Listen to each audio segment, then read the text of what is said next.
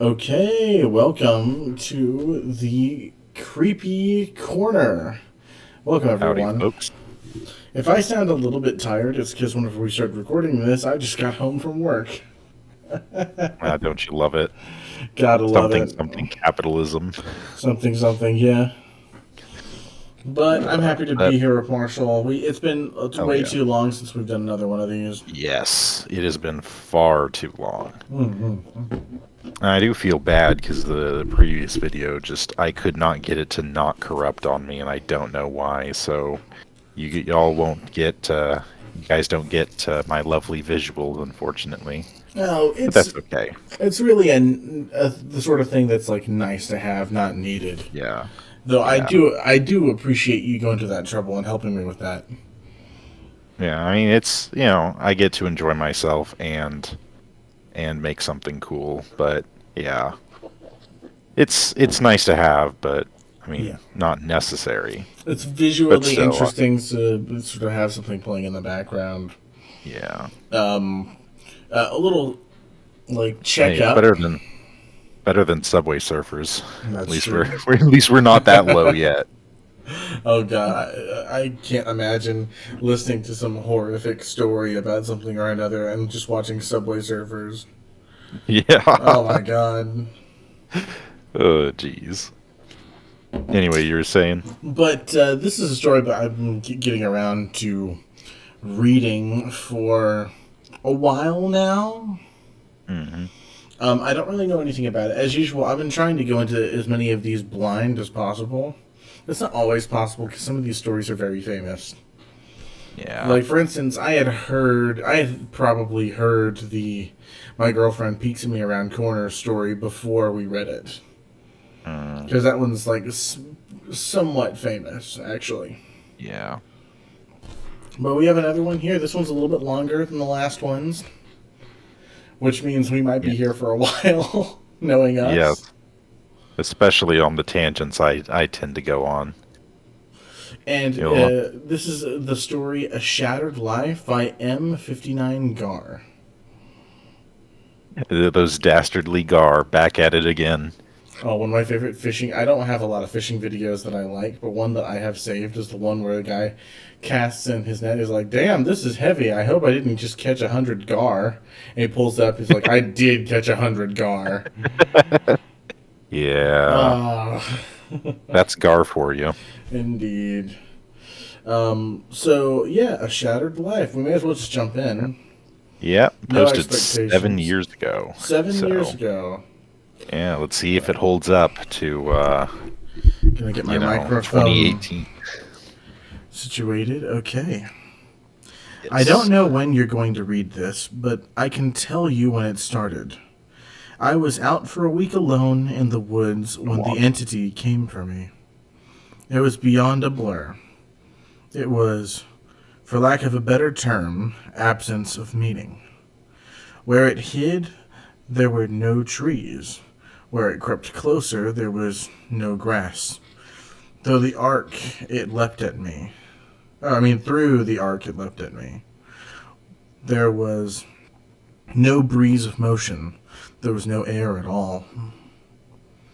As it struck, I felt the distinct sensation of claws puncturing me somewhere unseen. Somewhere I'd never felt before. My hands and arms and legs and torso seemed fine, and I wasn't bleeding. But I knew I'd been injured somehow. As I fearfully ran back home, I could tell that I was less. I was vaguely tired, and it was hard to focus at times. The solution at the early stage was easy. A big cup of coffee helped me feel normal again. For a while, the subtle drain on my spirit became lost in the ebb and flow of caffeine in my system. You could say my life began that week, actually, because that was when I met Mar. She and I got along great, though, to be honest, I'm pretty sure I fell in love with her over the phone before we even met. It was almost as if the strong emotions of that first week made the entity fight back. It was still with me, latched on to some invisible part of my being. The first few incidents were minor, and I hardly worried about them. The color of a neighbor's car changed from dark blue to black one morning, and I stared at it before shaking my head and shrugging off the difference. 2 days later, at work, a coworker's name changed from Fred to Dan. I carefully asked around, but everyone said his name had always been Dan. I figured I'd just been mistaken. I think I know what's going on already. And I don't know if saying it is going to ruin the story or not, so I'm going to just hold my tongue for now. Yeah. Yeah, I've got a theory, but I'll keep my mouth shut too. Mm-hmm. Or the moment. No Yeah. promises. Then, as ridiculous as this sounds, I was peeing in my bathroom at home when I suddenly found myself on a random street. I was still in my pajamas, pants down, and urinating, but now in full view of a dozen people at a bus stop. Horrified, I pulled up my clothes and ran before someone called the cops. I did manage to get home, but the experience forced me to admit that I was still in danger. The entity was doing something to me, and I didn't understand how to fight back. Mar showed up that evening, but she had her own key. Hey, I asked her with confusion. how'd you get a key? She just laughed. You're cute. Are you sure you're okay with this? She opened a door and entered a room full of boxes. I know living together is a big step, especially when we've only been dating 3 months. Yeah, that is kind of a big step. Living together? I literally just met her the week before. Thing was, my mother had always called me a smart cookie for a reason. I knew when to shut my yap. Instead of causing a scene, I told her everything was fine, and then I went straight to my room and began investigating. My things were just as I had left them, with no sign of a 3-month gap in inhibition, but I did find something out of the ordinary. The date. I shivered angrily as I processed the truth. The entity had eaten 3 months of my life. What the hell was I facing? What kind of creature could consume pieces of one's soul like that? I'd missed the most exciting part of a new relationship. I would never understand any shared stories or in-jokes from that period. Something absurdly precious had been taken from me, and I was furious. That fury helped suppress the entity. I never imbibed alcohol. I drank coffee rigorously. I checked the date every time I woke up. For 3 years, I managed to live each day while observing nothing more than minor alterations. A social fact here and there, someone's job, how many kids they had, that sort of thing. The layout of nearby streets, the time my favorite television show aired, that kind of thing. Always, those changes reminded me the creature still had its claws sunk into my spirit. Not once in 3 years did I ever let myself zone out. One day, I grew careless. I let myself get really into the season finale of my favorite show. It was gripping, a fantastic story. Right at the height of the action, a young boy came up to my lounger and shook my arm. Surprised, I asked, Who are you? How did you get in here? He laughed and smiled brightly. Silly daddy. My heart sank in my chest. I knew immediately what had happened. After a few masked questions, I discovered that he was 2 years old, and that he was my son. The agony and heartache filling my chest was nearly unbearable. Not only had I missed the birth of my son, I would never see or know the first years of his life. Mar and I had obviously gotten married and started a family in the time I'd lost, and I had no idea what joys or pains those years contained. It was snowing outside. Holding my sudden son in my lap, I sat and watched the flakes fall outside. What kind of life was this going to be if slips in concentration could cost me years? I had to get help.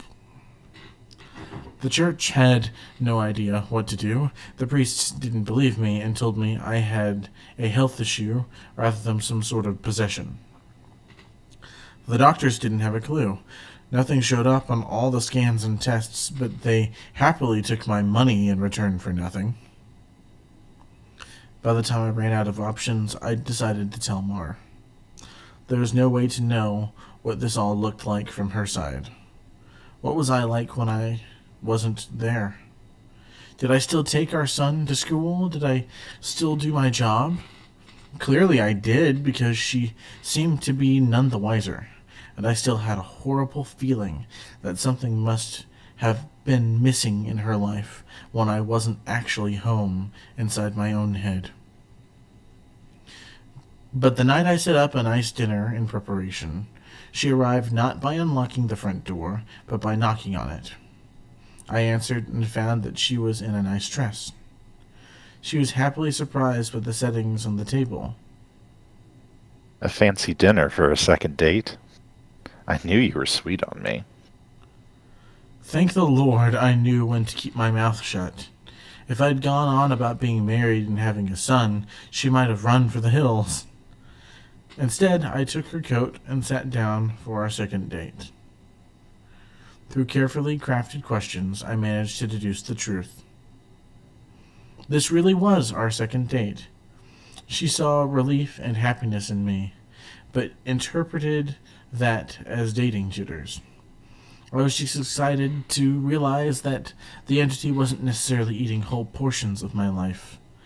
The symptoms, as I was beginning to understand them, were more like the consequences of a shattered soul. The creature had wounded me, broken me into pieces. Perhaps I was to live my life out of order, but at least I would actually get to live it. And so it went for a few years, from my perspective. While minor changes in politics or geography would happen daily, major shifts in my mental location only happened every couple of months. When I found myself in a new place and time in my life, I just shut up and listened, making sure to get the lay of the land before doing anything to avoid making mistakes. On the farthest flung leap yet, I met my 6-year-old grandson. Oh, Jesus. Wow. And I asked him what he wanted to be when he grew up. He said, writer. I told him that was a fine idea. Then I was back in month 2 of my relationship with Mar, and I had the best night with her on the riverfront. When I say the best, I mean the best. Knowing from how special she would become to me, I asked her to move in. I got to live through what I'd missed the first go-round, and I came to understand that I was never mentally absent. I would always be there, eventually. When we were moving her boxes in, she stopped for a moment and said she marveled at my great love, as if I'd known her for a lifetime, and never once doubted she was the one. That was the first time I'd truly laughed freely and wholeheartedly since the entity had wounded me. She was right about my love for her, but for exactly the reason she'd considered a silly romantic analogy. I had known her my whole life, and I'd come to terms with my situation and found peace with it. It wasn't so bad to have sneak peeks at all the best parts ahead. But of course, I wouldn't be writing this if it hadn't gotten worse. The entity was still with me, It had not wounded me and departed like I'd wanted to believe. The closest I can describe my growing understanding was that the creature was burrowing deeper into my psyche, fracturing it into smaller pieces. Instead of months between major shifts, I began having only weeks. Once I noticed the trend, I feared my ultimate fate would be to jump between times in my life, heartbeat by heartbeat, forever confused, forever lost. Only an instant in each time meant I would never be able to speak with anyone else, never be able to hold a conversation, never express or receive love. As the true depth of that fear came upon me, I sat in an older version of me and watched the snow falling outside. That was the one constant in my life. The weather didn't care who I was or what pains I had to face. Nature was always there. The falling snow was always like a little hook that kept me in a place. The pure emotional peace it brought was like a... What is that word? I feel dumb. Wait, hold on. Panacea? Yeah, panacea. Was like Type a of medicine. panacea on my mental wounds. I've never heard that before. And I'd never yet shifted while watching the pattern of falling white and thinking of the times I'd gone sledding or built a snow fort as a child. A teenager touched my arm. Grandpa? Hey. He'd startled me out of my thoughts, so I was less careful than usual. Who are you? He half grinned, as if not sure whether I was joking. Handing me a stack of papers, he said, It's my first attempt at a novel. Would you read it and tell me what you think? Of course. Pursuing that dream of being a writer, I see. He burned bright red. I'm trying to, anyway. Alright, run off. I'll read this right now. The words were blurry, and, annoyed, I looked for glasses I probably had for reading. Being old was terrible, and I wanted to leap back into a younger year. But not before I read his book. I found my glasses in a sweater pocket and began leafing through. Mar puttered in and out of the living room, still beautiful, but I had to focus.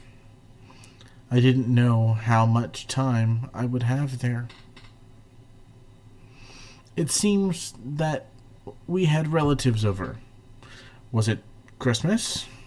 A pair of adults and a couple kids I didn't recognize tromped through the hallway, and I saw my son, now adult, walk by with his wife on the way out the door. As a group, the extended family began sledding outside.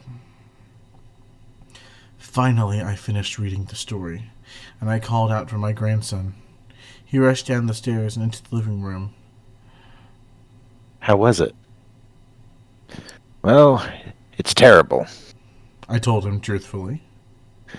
But it's terrible for all the right reasons. You're still a young man, so your characters behave like young people. But the structure of the story itself is very solid. I paused. I didn't expect it to turn out to be a horror story. He nodded. It's a reflection of the times. Expectations for the future are dismal, not hopeful like they used to be. Yeah, right. You're far too young to be aware like that. I told him. An idea occurred to me. If you're into horror, do you know anything about strange creatures? Sure, I read everything I can. I love it. Warily, I scanned the entrances to the living room. Everyone was busy outside. For the first time, I opened up to someone in my life about what I was experiencing. In hushed tones, I told him about my fragmented consciousness. For a teenager, he took it well. You're serious? Yes. He donned the determined look of a grown man, accepting a quest.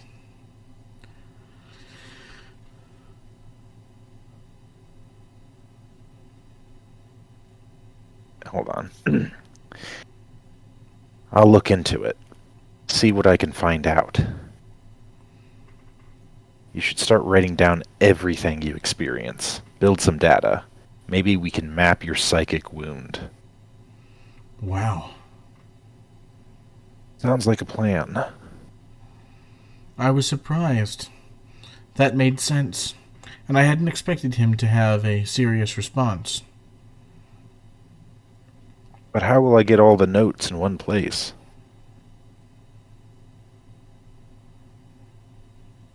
Let's come up with somewhere for you to leave them. He said, frowning with thought. Then I'll get them, and we can trace the path you're taking through your own life. See if there's a pattern. For the first time since the situation had gotten worse, I felt hope again. How about under the stairs? No one ever goes there. Sure. He turned and left the living room. I peered after him. I heard him banging around near the stairs. Finally, he returned with a box, laid it on the carpet, and opened it to reveal a bustling stack of papers. He exclaimed. Holy crap! But of course, being a teenager, he didn't really say crap. Okay. Just a second, because that is such a fucking old person thing to do. Is recount a fucking story, but self-censor. That's a good touch. I like that. Taken aback. Anyway. Taken aback, I blinked rapidly, forgiving his cussing because of the shock. Did I rate those? He looked up at me with wonder. Yeah, or you will. You still have to write them and put them under the stairs after this. He gazed back down at the papers, then covered the box. So, you probably shouldn't see what they say. That could get weird. That much I understood. Right. He gulped. There are like 50 boxes under there, all filled up like this. Deciphering these will take a very long time. His tone dropped to deadly seriousness. But I will save you, Grandpa, because I don't think anyone else can. Tears flowed down my cheeks then, and I couldn't help but sob once or twice. I hadn't realized how lonely I'd become in my shifting prison of awareness until I finally had someone who understood. Thank you. Thank you so much. And before we continue on, did you notice that he keeps on, like, he is even during this conversation with him, cycling through different conversations at different points in his life with his grandson? Yeah. Which is pretty fucking impressive. Extremely impressive writing. I'm not so much... I don't find this necessarily scary, but it is pretty fucking bizarre. Mm-hmm. And, well, the weird thing is this entity isn't just shifting him through time. It's shifting him through, well, different worlds, so to speak. Mm-hmm. Like, coworkers he knows, their names are different. What happens in the world changes. So it's not just like jumping him through time. And it makes sense that when it's like, you've already written a bunch of this shit, it's almost like, I don't know, it's sort of an involuntary universe hopping where it's like, yeah, you just get put back in a different version of you at a different time and space, but You know, it is kind of fanciful to think that it's like. I don't think that there's anything supernatural happening at all.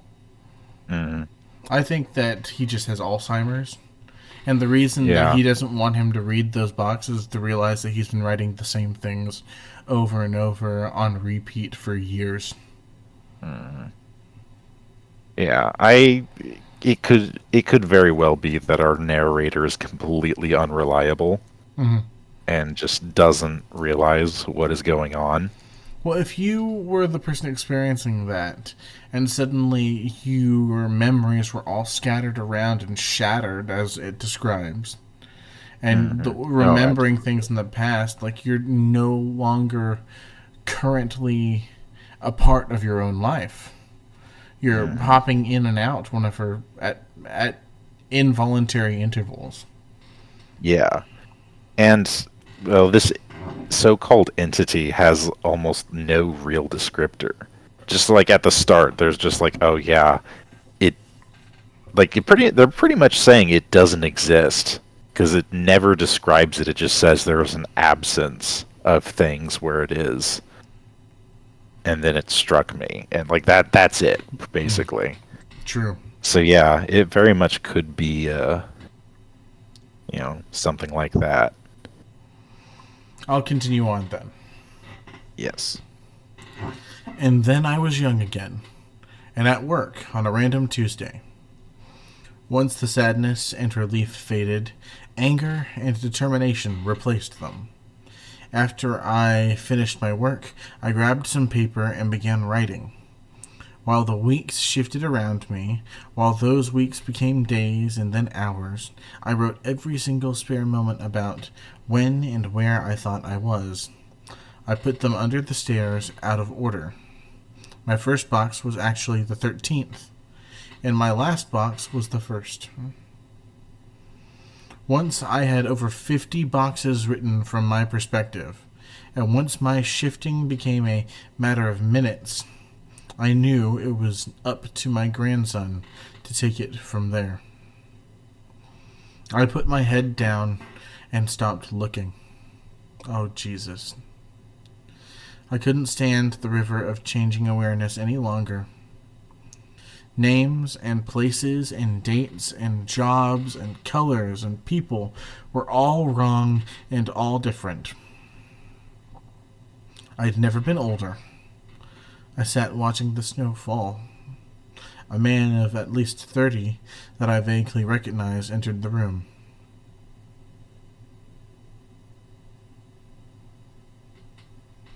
Marshall. Hold on, I just lost my spot. I'm sorry. It's okay.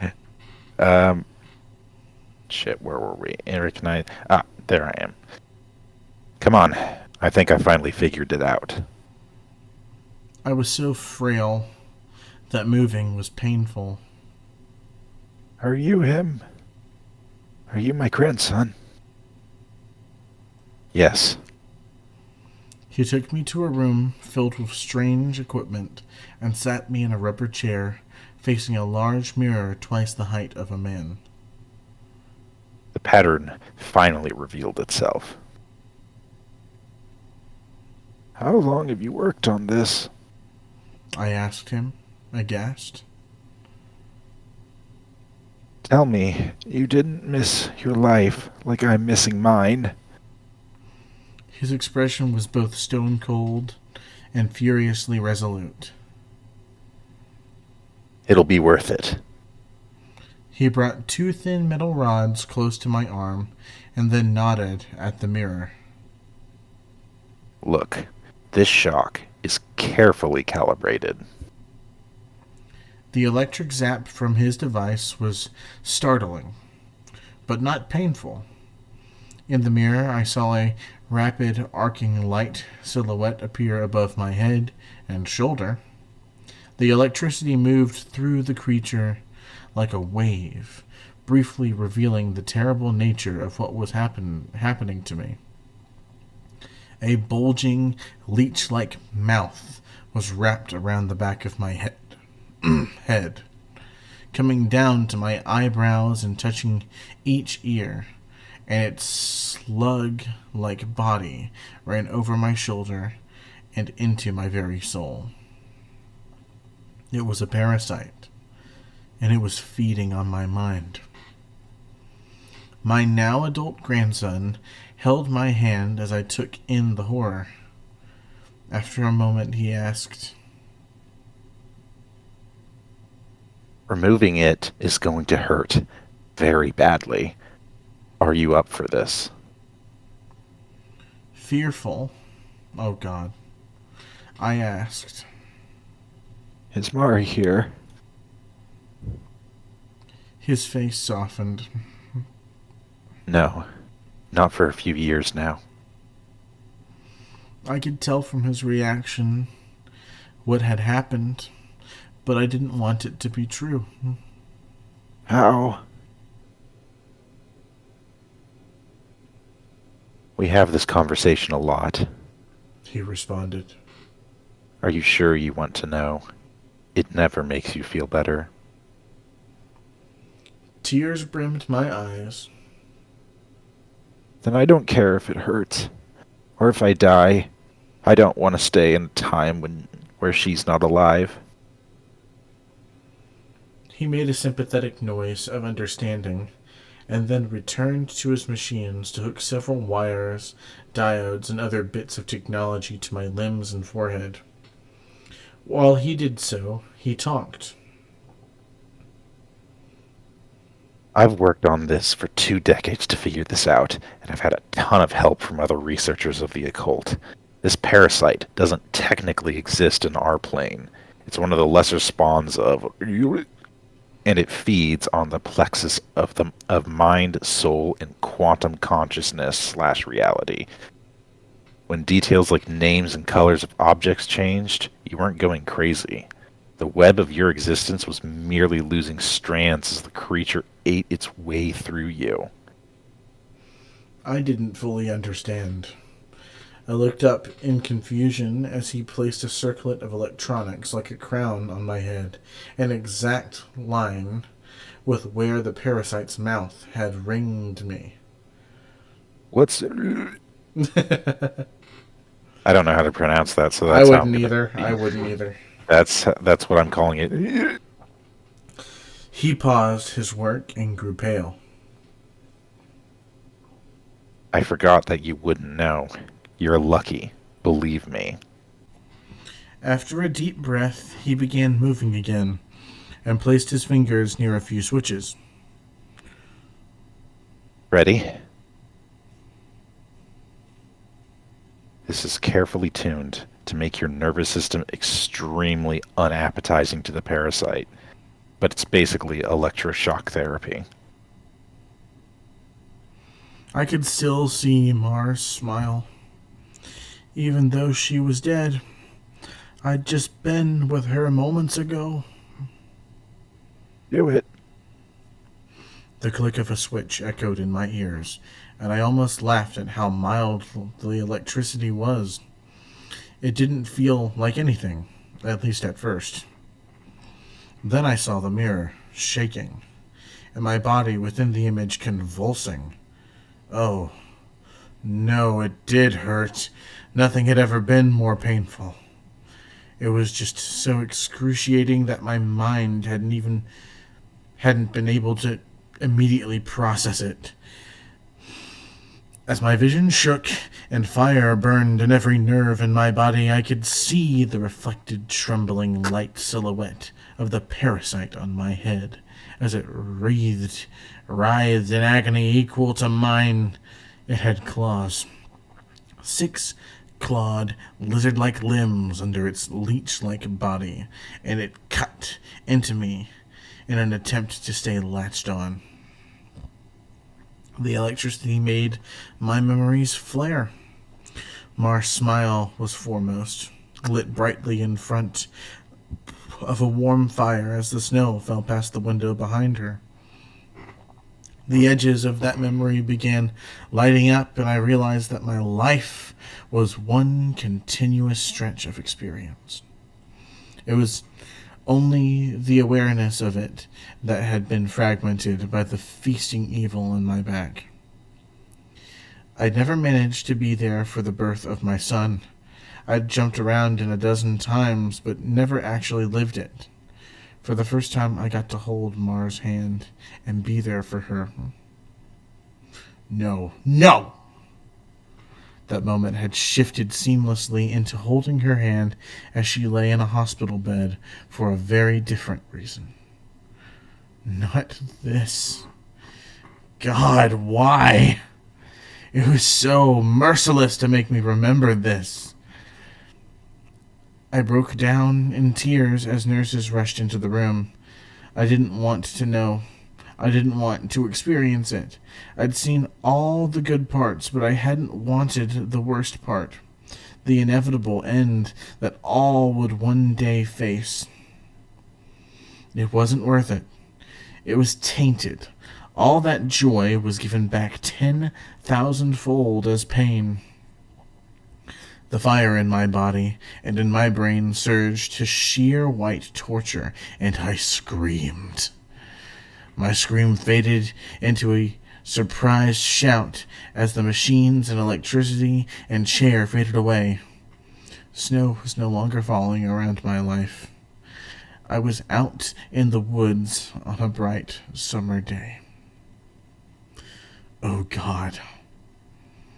I turned to see the creature approaching me. It was the same absence of meaning, the same blank on reality. It crept forward, just like before, but this time it hissed and turned away. I stood, astounded at being young again and freed from the parasite. My grandson had actually done it. He'd made me an unappetizing meal. So the predator of mind and soul had moved on in search of a different snack. I returned home in a daze. And while I was sitting there processing all that had happened, the phone rang. I looked at it in awe and sadness. I knew who it was. It was Marjorie, calling for the first time for some trivial reason she'd admit 30 years later was made up just to talk to me. But all I could see was her lying in that hospital bed dying. It was going to end in unspeakable pain and loneliness. I would become an old man, left to sit by myself in an empty house, his soulmate gone long before him. At the end of it all, the only thing I would have left, sitting and watching the falling snow. But now, thanks to my grandson, I would also have my memories. It would be a wild ride, no matter how it ended. On a sudden impulse, I picked up the phone. With a smile, I asked, Hey, who's this? even though I already knew. Jesus. Oh. Author's note.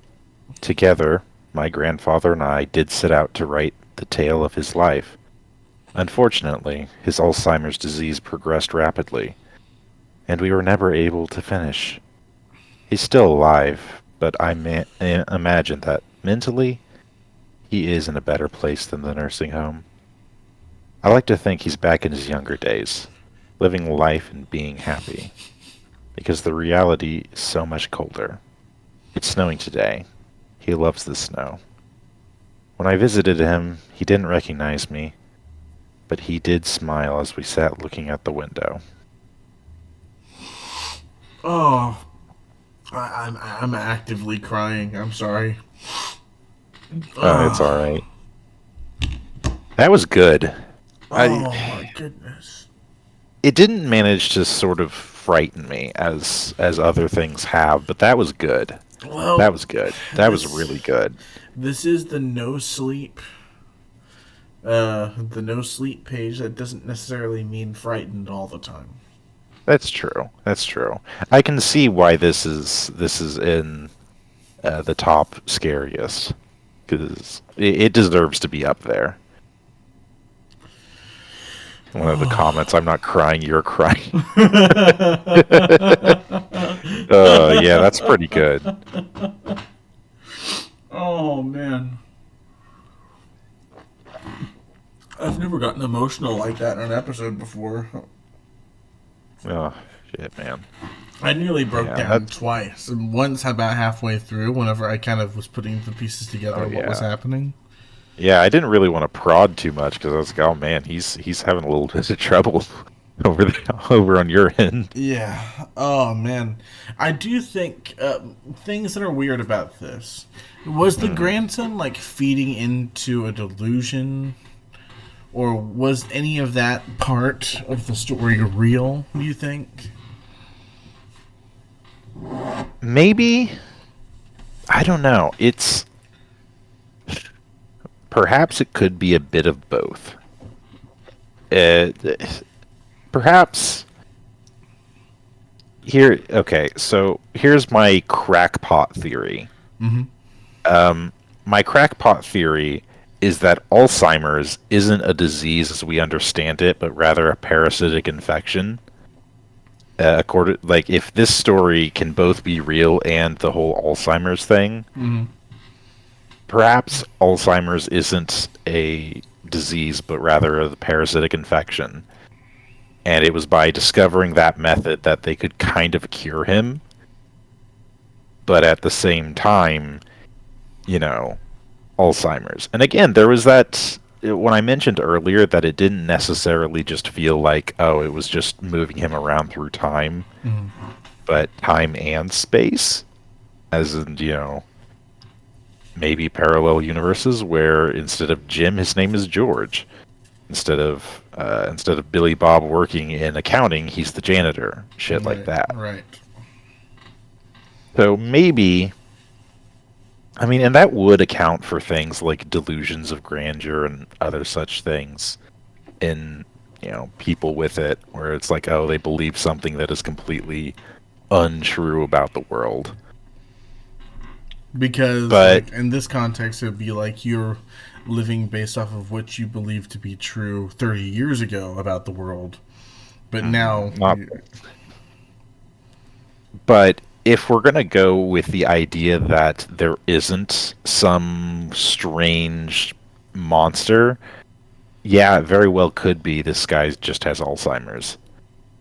or maybe But after a while of answering the same questions over and over again, it was just easier to sort of let him think yeah, what he thinks than try to go through the whole rigmarole of explaining what was actually yeah, happening yeah, because again I and mean that's again. that's the thing with people with those sort of delusions and such is oftentimes it's better not to just be like, oh yeah, you shouldn't do that, and try to correct them. Hmm. Because someone who's suffering from a delusion like that, it is really hard to shake that belief, even if it is completely irrational and doesn't make any sense. I remember seeing a thing, and I mean, I'm not exactly an expert on this, but I remember seeing this thing where it's like, oh yeah, this woman, her mom had Alzheimer's or something like that, and was gonna go, or maybe it was dementia, where it's like, oh yeah, she's just like in fucking upstate New York and just walks outside, and her daughter's like, hey, where are you going? She's like, oh, I'm gonna walk to Tennessee. They're like, that sounds fun. You mind if I join you? And instead of the whole like, no, no, you're not gonna do that, and get into an argument. And there's like, you know what? I think we're a little underdressed. How about we go inside and get our shoes on first? And it's just like, yeah, doing that is a little bit easier than trying to go through a whole argument. Mm, true. But I mean, yeah. There was another short film I remember watching one time that Hmm. this story reminded me of, where it was a picture of a guy who was probably like, it was a video of a guy who was probably in his like 20s, 30s, something like that. Mm. and he was like going about his day, and the way people would talk to him was funny. Like he'd go to Yeah. the coffee house and get his coffee, and he said like, "What do I owe you?" I'm like, "Oh, don't worry, yours is free." And he Hmm. didn't really understand why. He'd go to the street and someone asked him if he needed help, and he didn't really get it. Yeah. He'd bend over and his back hurt, and he didn't understand. And then he'd get home to wash his face, and he was staring into the mirror, and he saw an old man that he didn't recognize anymore. Hmm. Yeah. A bit fucked if you think about it. Yeah, it's pretty fucked up. Yeah. I mean, there's the part of me that is even like, I feel like I get like if we're going with the assumption that that creature is real, there's a whole metaphysical layer to it and all. But Mm-hmm. like the human brain, I feel like would really suffer from that amount of the information of your entire lifetime going back to when. I mean, I don't think it really says, but I think we can assume late teenager to early 20s when the story started and ended, Ouroboros metaphor, something something. Mm-hmm. Mm-hmm. But like that is a lot of information to just have, and I feel like that would probably be pretty taxing on the brain. It's like it's the same reason why we can what is it? The average human brain can only remember what about you can only have on average it's something like 150 to 200 people that you feel like you have a deep connection with, just because that's a lot for the human brain to process. And if you don't interact with certain people long enough, you're going to start, not feeling that connection anymore and or forgetting things about them. So like that is just that I don't know. But I feel like I'm not saying exactly what I mean to say, but like I feel like that's just a lot for the human brain to process, even being free of this creature, you know, Mm-hmm. if assuming that there is a creature and he's free of it. True. Man, But that was really good. that was up there in terms of writing. Do I think it was scary? Not really. Yeah. This is like the scary thing is the scary reality of getting old, and the scary Mm, reality of knowing that something like Alzheimer's or dementia can affect anyone at any time. Yes, it mm, mostly affects people in advanced age, but that doesn't necessarily yeah. mean there are Yeah. people who get. There's people who get early Alzheimer's at like 40, and like it's not easy on anyone, not just the people who have it, but the people around them, because oftentimes they don't even realize what's going down, because typically when something like that happens, if it's an old person who starts to forget things, it's like, oh, well, that makes sense. But you know if say you're with someone who, say, she's like 40 and then suddenly she's showing symptoms of Alzheimer's, you're probably not going to think of it first because, oh, that's an old person thing. But it's Mm, and being confused and not knowing where you are. I mean, being disoriented is scary enough, but when you have some sickness that does it to you out of the blue at any time, yeah, I mean, it can get scary. mm. I think the fear factor of a story like this is just the fear of reality. It's easy Mhm. to write a scary monster or to talk about a fucked up, horrible place, but Yeah, it's hard to make just living your life as a normal person frightening. yeah, The little highs, the major lows, just existing, being a person living your life It has it all. Hmm. It's just one of those things that Well, we've all kind of got to face, and that's it's true. scary. Well, thank you, Shit's scary. y'all, for joining us on this Yes, episode of the Creepy Corner. yes. I feel Very like we glad need to a be back better at it. name than Creepy Corner. I feel like I was being lazy whenever I called it that. I mean, it does work.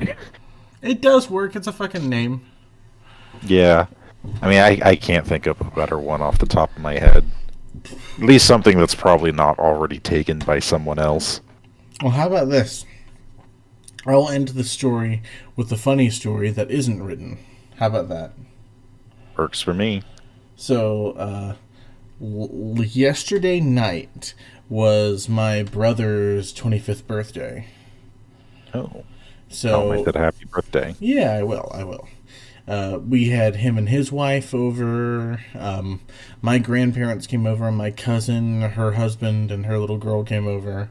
We had a nice little dinner in together. And afterwards, my cousin brought this karaoke machine, so we were like singing songs from the TV in the living room. It was really fun, and it got to my turn to sing a song, and I was trying to sing "Big Iron" from Marty Robbins, Oh, that's a good one. but Big iron. we there was two microphones, so that if someone wanted to sing a duet, they could. And Hmm. whenever I was singing, someone else started singing like a whole line off, Oh, Jesus. and I thought it was my brother because the way it sounded, it was sort of like a whiny, growly voice. And my Hmm. brother sometimes uses that voice just to to mess with me. Yeah. So I pointed over toward her, sort of in his general direction, and told him to shut the fuck up right now, only to see that it was my grandfather singing. Oh, shit. I wanted to crawl in a hole and die because I would obviously never talk to my grandfather like that knowingly. Holy shit. Oh, fuck. That's fucking funny. I Shit. mean, like, Uh, go ahead. that's I was gonna say I don't really have both of my grandfathers are not really in my life all that much. It was more so both my grandmas were. Both of them, both both sets of grandparents got divorced, which is actually with that it's I think it's kind of fascinating that my parents are doing quite well together, considering both of their parents got divorced. Hmm. But I didn't ever really. One grandpa I met like 3 times, and he lives out in New Mexico. And the most I think he's ever done for me really is that every time I move to a new job, he's gets to be an excuse of, oh, I've got to go to a funeral, I can't work that day. Just saying, oh yeah, he died. Um, Jesus. You're just admitting to that on camera? well, I mean, I feel justified because he left my dad when he was like 2 or 3, so I might as well get some use out of the fucking bastard. Oh, um, Jesus. Sounds the like you other just never got the one, chance to know him. yeah, not really. He kind of just ran off and went and started a new family Oh. over there, so I don't really care much for the guy. And again, he's practically a stranger. I've only met him a few times, and one of those times I was literally just born. So, Mm. and he was there for, gosh, he was there for maybe half an hour. I don't know. It was long, but yeah, only met him a few times. The other one, he's just kind of quiet. He used to live nearby, but doesn't anymore. He's all right. He just quiet, Yeah, sure. It's but hard whenever you're an yeah. adult to keep relationships with everyone in your family sometimes. Yeah. Some of it is that whenever you like really figure out what kind of person you are and what you're going to be, sometimes like it's easier to just give people space than try to sort of like be the person you want to be around them, because they make it harder for you. I'm not saying that is personally a problem. Well, it kind of is between me and my dad, but yeah, I don't feel like I can fully be myself around him, and that kind of sucks. Yeah, but I gotcha. It is what it is. Like, I won't go in. I won't open that can of worms. But yeah, I really thought this was something special. I can totally see why this has as many ratings as it does. Oh, absolutely. This is very good. This is probably the best written story that we've read so far. Oh, absolutely. Hands down. Beats the crap out of Sugar Mama, or whatever, the first one. Yeah, that was, yeah. Honestly, that was just, this was a far better. I know I've said it in other episodes. I do not understand why that is the highest rated. It's gotta be just the name, because that's it. It can't be anything else about it. It's just not. It's nowhere near as good as I think any of the others we've read. Just hands down. Ugh. Well, it sounds like both of us are pretty sleepy, so I think I'll call the episode here. Yeah. Thank you, everybody, for watching. Be sure to like and share the video with anybody who you think would appreciate it. And be sure to tune in onto the channel for future episodes of this show, as well as the new Taste of the Tavern series, because I did a face reveal. I'm doing cooking videos. It's very fun. I was very shocked to see that you have a beard. I for some reason in my mind, I did not picture you with one. No, I don't have a bearded voice. Yeah. I don't know. I have this tendency to, like, construct what I think someone looks like in my mind, and then when I see them, I'm just, like, flabbergasted, even though I have no real reason to have that construction be what I think someone looks like. I'm not gonna lie, whenever it comes to online friends, like, seeing IRL pictures of them, like, up to date, it kind of throws me for a loop. There's part of me that kind of doesn't like it. You know what I mean? Yeah. Oh, yeah, absolutely. It's like, I know this person that you are from your PFP and your voice. And that is the person that I know. Who is this stranger that you have a picture of? I don't know them. I know this. Yeah. Like, it's a little bit different with Pilot, because I actually met him in person. Yeah.